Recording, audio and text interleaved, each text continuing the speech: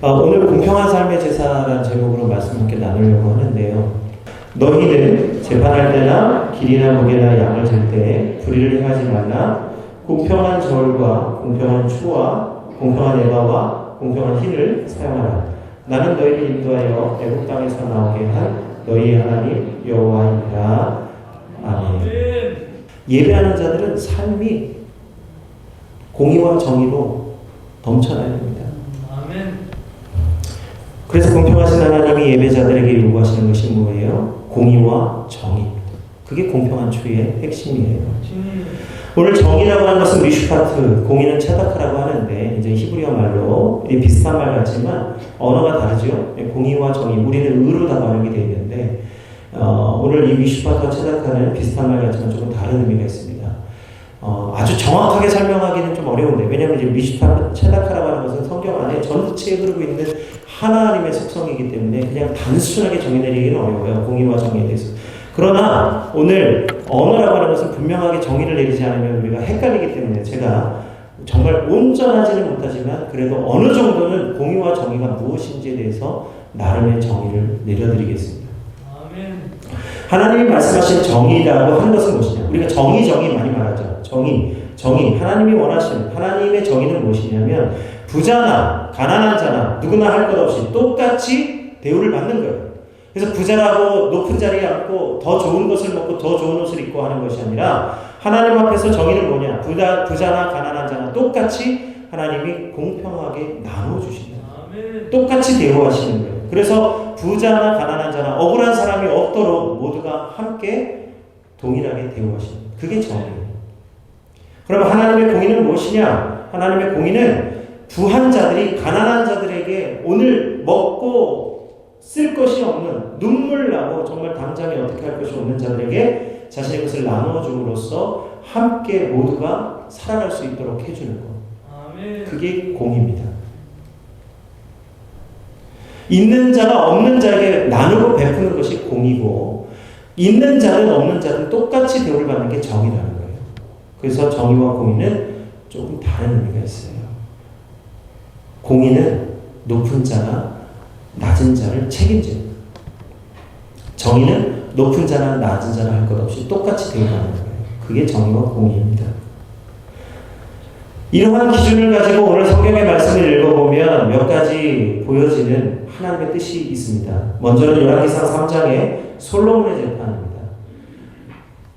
한 아이를 두고 두 여인이 나와서 둘 다 자기가 아기 엄마라고 주장하는 사건이 있었습니다. 솔로몬 앞에까지 왔어요. 도저히 누가 엄마인지 알 수가 없어서 솔로몬 왕에까지 왔어요. 그래서 두 여인이 한 아이를 두고 싸웁니다. 내가 진짜 엄마라고 싸우는데 솔로몬 왕이 봐도 도대체 누가 엄마인지를 알 수가 없는 거예요. 다 둘 다 진짜 엄마 같았어요. 그래서 이렇게 아기를 낳은 엄마의 특징이 이제 있으니까 둘 다 아기 엄마인 거는 맞는데, 아기를 낳은 엄마인 건 맞는데 누가 진짜 아기 엄마인지를 알 수가 없었어요. 그래서 솔로몬이 하나님 주신 지혜로 이제 판결을 내립니다. 판결을 내려요. 심판을 하는 거예요. 재판하는 거예요. 아까 제가 말씀드렸잖아요. 예배나 재판이나 심판이나 다 똑같은 것이라고. 그래서 이제 솔로몬이 하나님의 지혜로 판결을 내립니다. 이 아이를 둘로 정확하게 나눠서 각각의 여인에게 나눠주라. 뭐죠? 정의예요. 각각의 억울한 일이 없도록 아이를 정확히 반으로 나눠서 가지라는 거예요. 그러나 이 아이를 반으로 나누는 것은 이 아이를 육적으로 나누는 거죠. 생명은 전혀 고려하지 않는 거예요. 정확하게 공평하게 나눠주라는 거예요. 그럼 두 여인이 만족할 거라는 거죠.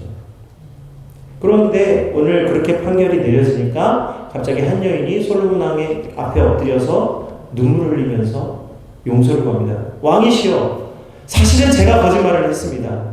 저 아이는 저 여인의 아이입니다. 그러니 제가 잘못했으니 저를 처벌해 주십시오 라고 울면서 간청하는 거예요. 그러니까 그때 솔로몬이 뭐라고 합니까? 저 아이를 이 여인에게 주어라. 무엇이죠? 아이의 생명을 위해서 공의를 행한 이 여인이 엄마라는 거예요. 정의는 서로 똑같이 나눠 가지는 것이지만 공의는 정말로 사랑을 가진 자가 베푸는 거예요. 그래서 정의와 공의는 다른 의미입니다. 무슨 말씀인지 이해되시죠? 정의와 공의는 전혀 다른 의미라는 것을. 솔로몬이요, 진짜 엄마라면 아이를 살리기 위해서 공의롭게 행동할 것을 알았기 때문에 이렇게 정의를 시행인 것이죠. 정의가 있기 때문에 공의가 오는 거예요. 왜냐하면 정의는 똑같이 나눠 가지는데 공의는 자신을 희생하기 때문에. 그래서 정의가 있어 공의가 작동되는 거거든요. 그래서 공의 없이 정의가 없고 정의 없이 공의가 없는 거예요. 그러나 둘은 다른 겁니다. 누가복음 10장 25절 이하에 보면 한 율법교사가 나옵니다. 이 율법교사는 자신이 율법을 철저히 잘 지킨 것에 대해서 굉장한 이 자랑하는 마음이 있었어요. 그래서 예수님 앞에 나와서 자신을 자랑합니다. 자신이 얼마나 옳은 사람인지를 증명하기 위해서 예수님, 내가 얼마나 많은 율법을 지키고 내가 얼마나 어렵게 살아가는지 모릅니다. 그러니 예수님, 누가 나의 이웃이 되어줄 수 있겠나이까? 하고 예수님께 질문합니다. 예수님이라면 대답할 것 같았거든요. 예수님 대답은 이럴 거라고 생각하고 나왔을 거예요. 야, 그러냐? 세상에선 너의 친구를 할 사람이 없다. 오직 너는 하나님의 친구다. 아멘. 모세가 마치 하나님 친구인 것처럼 너가 하나님의 친구구나. 이런 칭찬을 아마 듣고 싶었는지 모르겠어요. 그런데 놀랍게도 예수님은 율법교사에게 세 사람의 이웃에 대해서 말씀하십니다. 첫 번째는 하나님의 제사장으로서 예루살렘에서 여리고로 내려가는데 강도 만난 유대인을 보게 됩니다. 그래서 그 유대인을 만나는 순간 그 자리를 피해서 얼른 여리고로 내려가는 거예요. 그 다음에 누가 내려오냐 하면 하나님이 선택한 레위 지파, 하나님의 분기신 레위 지파가 내려오는데, 레위 지파 사람이 내려오는데 이 강도 만난 이웃을 보고는 얼른 그 자리를 피해서 또 여리고로 도망갑니다. 둘 다 하나님의 제사장 레위 지파인데 이들에게는 율법이 있긴 있어요. 뭐냐면 부정한 것을 만나면 만지지도 말고 가까이 하지도 말라고 했어요. 그러니까 그런 율법의 기준으로 보면 그것을 피하는 것이 맞는 것이죠. 그러나 또 하나의 하나님의 율법을 보면 죽어가는 자, 그 생명을 잃고 있는 자를 향하여 하나님 도우라. 고아와 과부와 객을 도우라고 하시는 말씀이 있어요. 너희도 애굽 땅에서 나그네 되었습니다. 어떤 율법이 더 큰 거죠? 부정하는 것을 만지면 부정하게 되니라 정결 예식을 통해서 회복을 하라고 말씀하신 게 있어요. 이거는 예식을 통해서 회복을 하면 되는 거예요. 그러나 고아와 과부와 객은 곧 생명을 잃고 죽어가는 자를 살리는 것은 그를 돕지 않으면 그것을 끝나는 거예요. 뭐가 더 큰 율법이죠? 세 번째 사람이 그 길을 걸어갑니다. 그건 누구냐면 여행을 떠난 사마리아 사람이에요.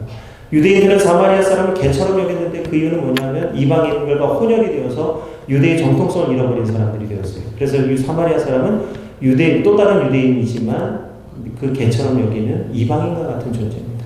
근데 그 사마리아 사람이 길을 걷다가 이 강도 만난 유대인을 도와줍니다. 여관에 데려다 주고 치료해주고 여관 주인에게 돈을 맡기고 내가 돌아올 때까지 잘 돌봐달라고 부탁하고 길을 떠납니다.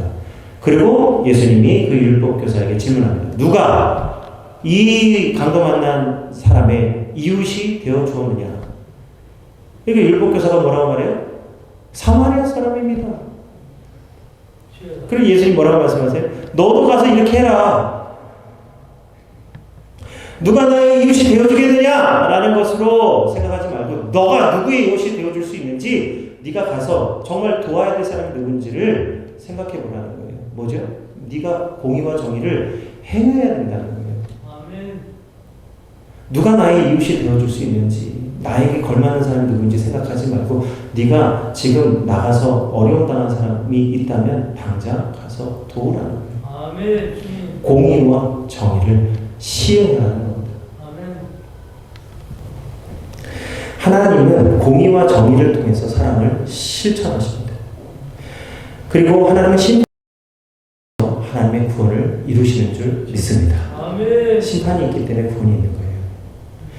그래서 요한복음 3장 16절에서 17절 말씀입니다. 우리 한번 이 말씀 너무 잘 하시는 말씀인데요. 요한복음 3장 16절에서 17절 하나님의 공의와 정의가 사랑 안에서 어떻게 이루어지는지 말씀에 말씀하고 있어요. 같이 봉독하겠습니다. 하나님이 세상을 이처럼 사랑하사 독생자를 주셨으니 이는 그를 믿는 자마다 멸망하지 않고 영생을 얻게 하려 함이라. 하나님이 그 아들을 세상에 보내신 것은 세상을 심판하려 하심이 아니요 그로 말미암아 세상이 구원을 받게 하려 하심이라. 아멘. 이게 하나님의 사랑이 곧 공의와 정의로 나타나는 거예요. 아멘. 하나님이 세상을 사랑해서 자신의 사랑하는 외아들과 맞바꾸신 것이 하나님의 정입니다. 그래서 누구든지 믿기만 하면 구원을 받게 해주시는 거예요. 그가 누구든지 믿으면 구원을 받습니다. 그리고 오늘 누구든지 예수 그리스도를 믿고 멸망이 아닌 영생을 받게 하시는 것이 하나님의 공입니다. 왜요? 죽어야 되는데 믿었다고 해서 살려주신다는 거. 그래서 하나님이 전적으로 우리를 긍휼을 베풀어 주시기 때문에 받는 것이기 때문이에요. 부한 자가 가난한 자에게 베푸는 공의, 하나님의 능력을 우리에게 베풀어 주시고 하나님의 생명을 죽을 자들에게 나눠주시는 것이 하나님의 공의, 곧 멸망받지 않고 구원을 받게 해주시는 하나님의 공의인 줄 믿습니다. 그러므로 하나님의 정의와 공의는 세상을 심판하는 것이 아니라 세상을 구원하려 하시는 하나님의 사랑에서 나올 거예요. 예수님도 바로 그 하나님 사랑 때문에 십자가를 지신 겁니다. 십자가는 곧 하나님 사랑이요 구원의 완성이에요. 그것이 공의와 정의입니다.